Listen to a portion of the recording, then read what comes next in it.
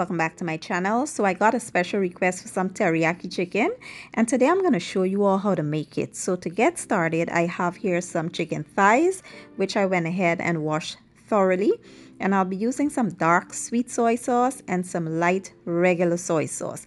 I also have some mirin, better known as Chinese rice wine, and I'll be using some brown sugar, some garlic and ginger, cornstarch, and to season my chicken I'll be using garlic and onion powder, chicken bouillon, black pepper, and some seasoned salt. Now to add that umami flavor to the sauce, I'll be using some mushroom seasoning and some white pepper. Now let's get started. Let's start by coating our chicken real well with some oil, and then we'll add the seasoning to it and massage it and make sure that the chicken is nicely seasoned, and we'll allow it to sit and marinate for about 20 minutes.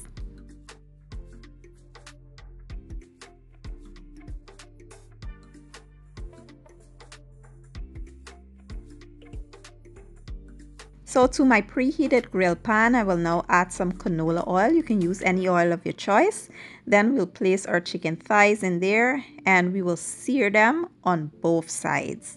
Once they're nice and golden brown on one side, you want to flip them over and repeat the same step. Once they're brown on both sides, we'll remove them and we will carry on with the other set until we're all done.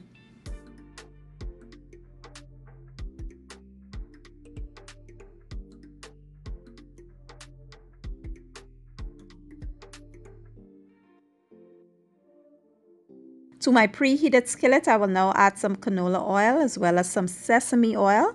Then we'll follow up with our garlic and ginger. Give it a good stir and allow it to go for about a minute or two.